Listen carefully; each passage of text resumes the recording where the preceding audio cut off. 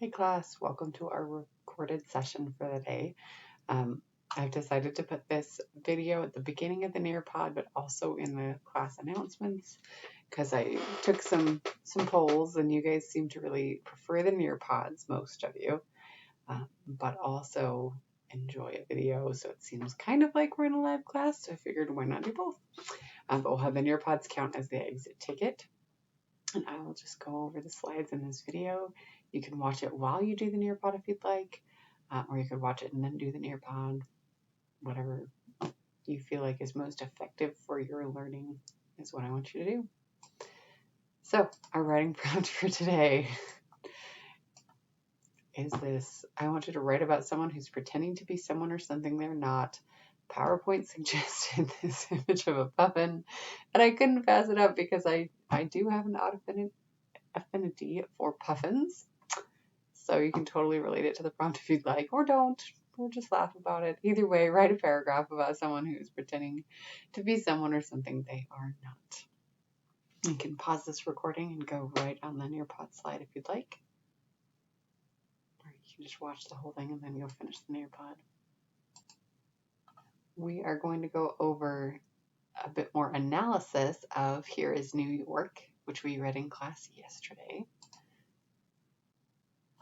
Specifically, we're going to explore how imagery develops meaning in an informational text. This is an informational text, so we're going to look at the imagery that he uses, the picture he creates in our minds as the reader to convey his meaning. We're also going to look at how the author's use of rhetoric expresses his viewpoint and his purpose. And remember, viewpoint and point of view are different. Point of view is like first person, second person, third person. Viewpoint is more the perspective that he's coming from as an author. And then we're going to examine how a central idea is developed. So I'm going to read it again, even though we read it in class yesterday. It's short enough that we can read it again and identify the use of imagery a little bit more effectively. And remember, there's 3 types of New Yorkers, so pay attention to those. We did discuss some of the imagery yesterday, and the questions on these slides, the 2 slides that we used to read the essay, indicate use of imagery. So if you're having a hard time finding imagery, take a look at those questions. Like, for example, the 4th question that says, how are commuters like locusts? That's both a metaphor, because he says they are locusts, and some imagery. It gives us this image of people pretending to be locusts and eating up the city and spitting it out each night. Okay, so gross, but effective, right? Okay, well, let's read it. Here is New York by E.B. White. There are roughly 3 New Yorks. There is, first, the New York of the man or woman who was born here, who takes the city for granted and accepts its size and its turbulence as natural and inevitable. Second, there is the New York of the commuter, the city that is devoured by locusts each day and spat out each night. Third, there is the New York of the person who was born somewhere else and came to New York in quest of something. Of these 3 trembling cities, the greatest is the last, the city of final destination, the city that is a goal. It is this 3rd city that accounts for New York's high-strung disposition, its poetical deportment, its dedication to the arts, and its incomparable achievements. Commuters give the city its tidal restlessness. Natives give it solidarity and continuity, but settlers give it passion. And whether it is a farmer arriving from Italy to set up a small grocery store in a slum, or a young girl arriving from a small town in Mississippi to escape the indignity of being observed by her neighbors, or a boy arriving from the Corn Belt with a manuscript in his suitcase and a pain in his heart, it makes no difference. Each embraces New York with the intense excitement of first love. Each absorbs New York with a fresh yes of an adventurer. Each generates heat and light to dwarf the consolidated Edison Company. The commuter is the queerest bird of all. The suburb he inhabits has no essential vitality of its own, and is a mere roost where he comes at day's end to go to sleep.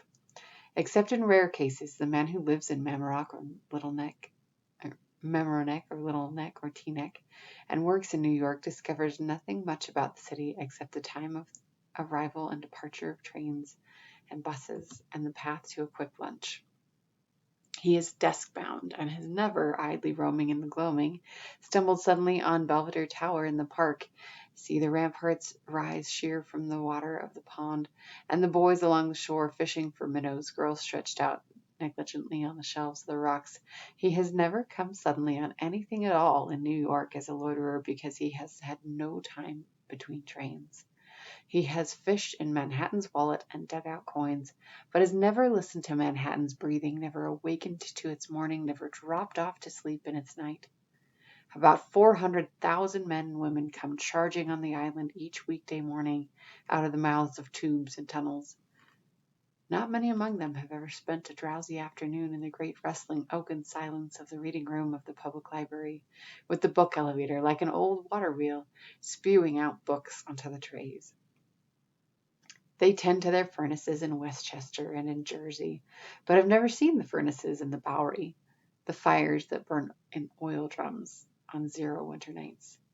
They may work in the financial district downtown and never see the extravagant plantings of Rockefeller Center, the daffodils, the grape hyacinths and birches and flags trimmed to the wind on a fine morning in spring. Or they may work in a midtown office and may let a whole year swing round without sighting Governor's Island from the seawall. The commuter dies with tremendous mileage to his credit, but he is no rover. His entrances and exits are more devious than those in a prairie dog village, and he calmly plays bridge while buried in the mud at the bottom of the East River. The Long Island Railroad alone carried 40 million commuters last year, but many of them were the same fellow retracing his steps. The terrain of New York is such that a resident sometimes travels farther in the end than a commuter. Irving Berlin's journey from Cherry Street in the Lower East Side to an apartment uptown was through an alley and was only 3 or 4 miles in length, but it was like going 3 times around the world.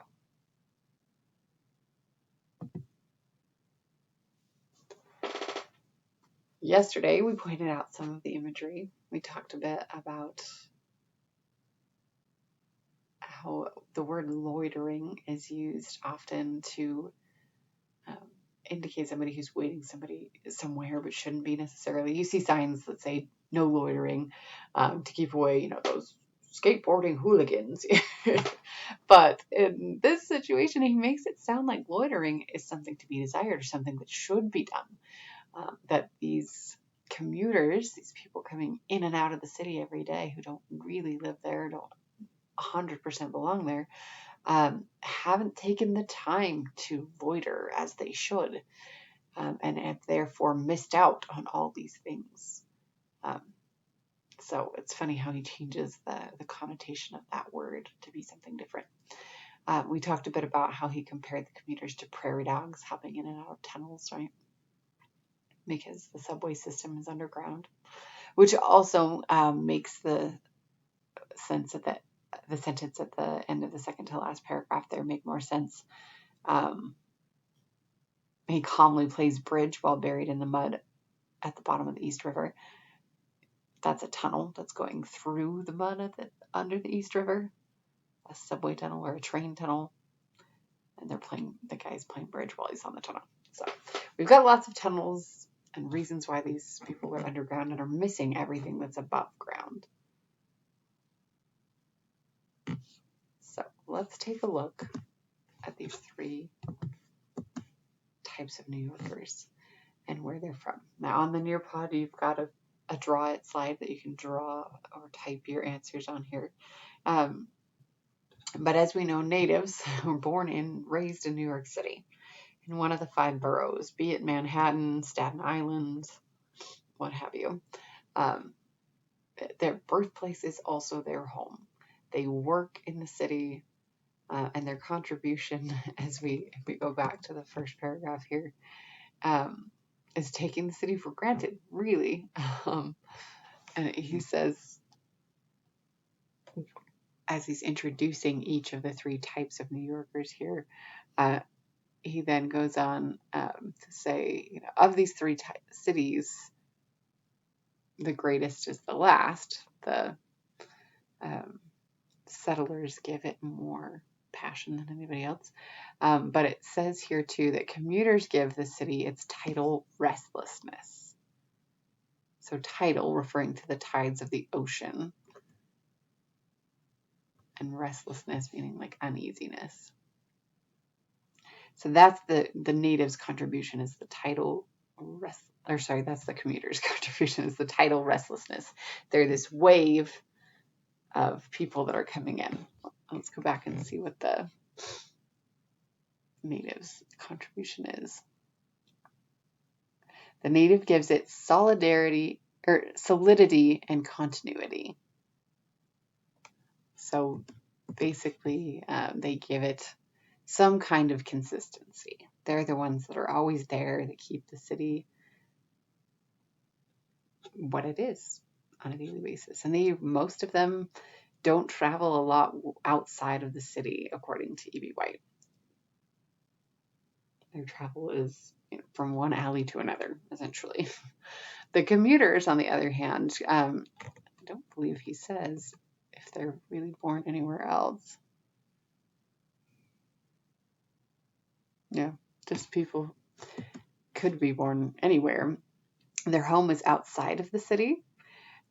He gives several possible locations for both their home and their work. Mamaroneck, Little Neck, or Teaneck are places where they could that they could call home, as it says on the bottom here, that they are suburbs, towns outside of New York. You could just put suburbs in general for your answer there as well. Their contribution is the tidal restlessness that I mentioned earlier. And they could work, I believe it says here,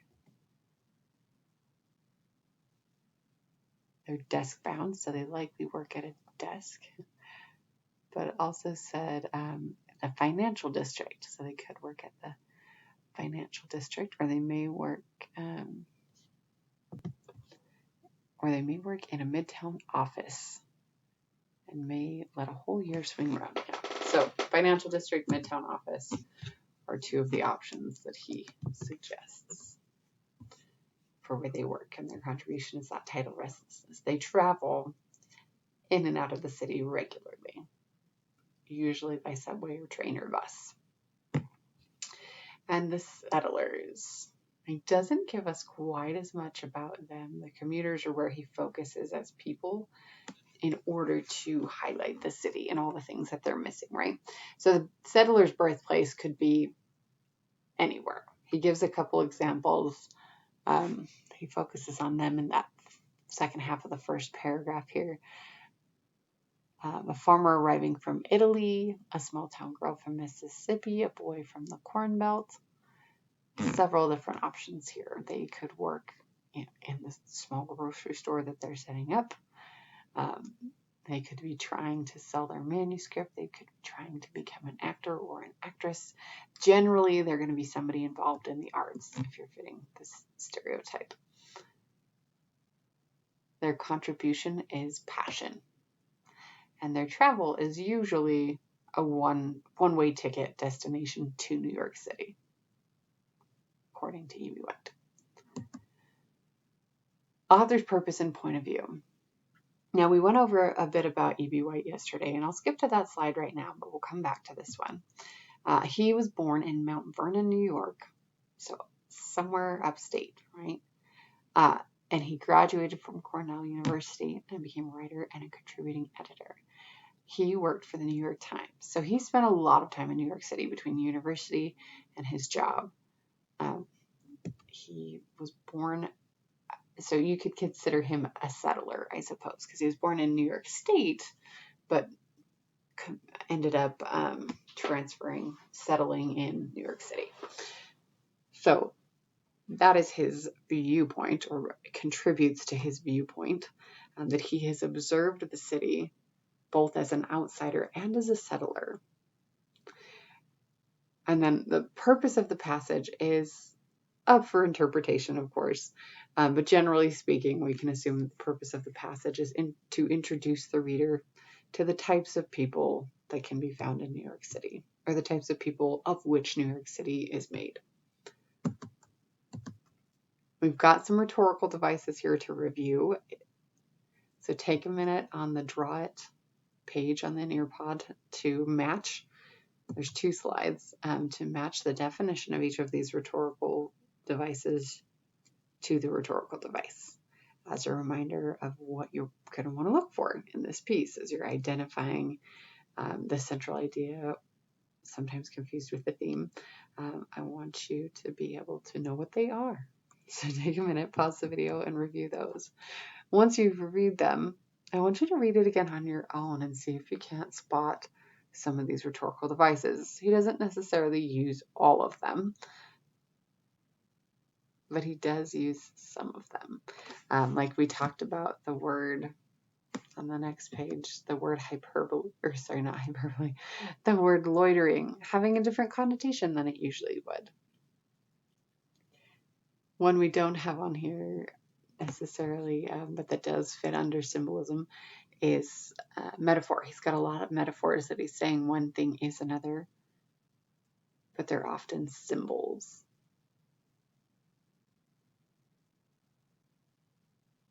So he picked the prairie dogs specifically to compare the commuters to prairie dogs, not just because they pop in and out of tunnels, but because they're kind of boring. They're worker animals. They dig holes. It's what they do.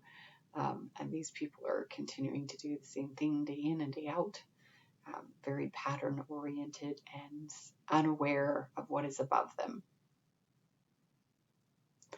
And so that's a bit of a symbol.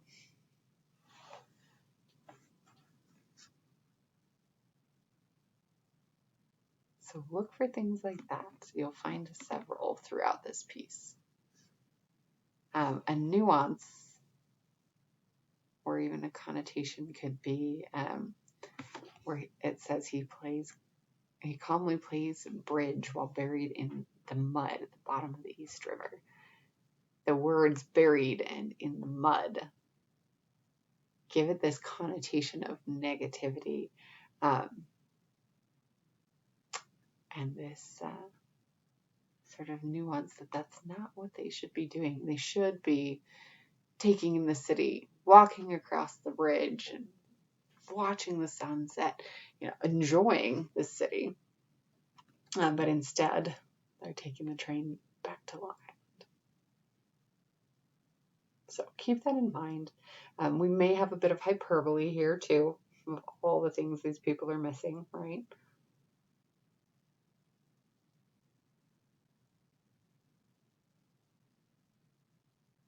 So take a few minutes to soak it in and identify any of those tools that you can.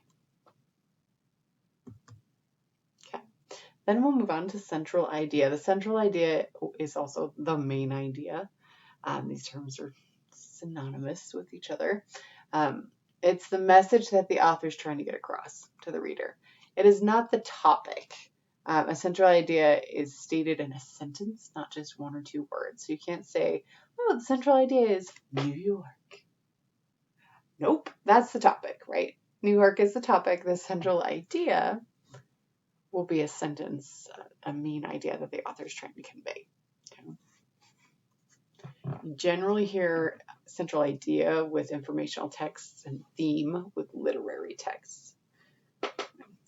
It can help to identify sub-ideas before you get to the main idea, or vice versa. It's up for interpretation, really. You can identify what you feel the central idea is or what you took from it.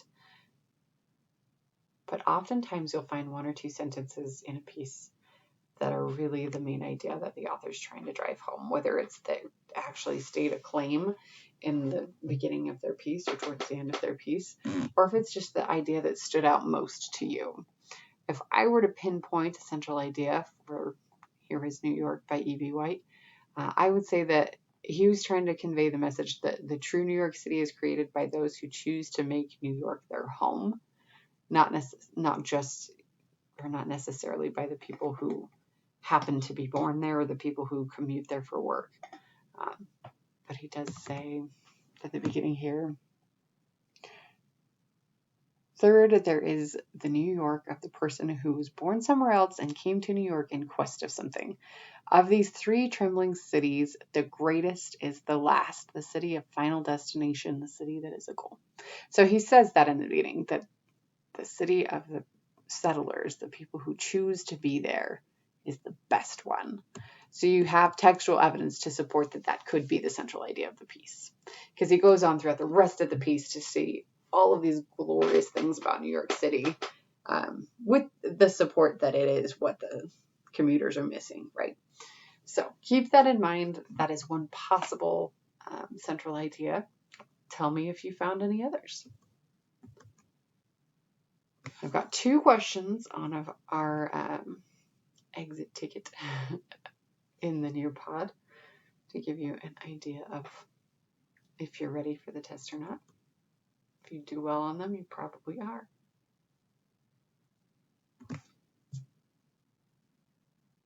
So I wish you the best of luck on the quiz that is due today.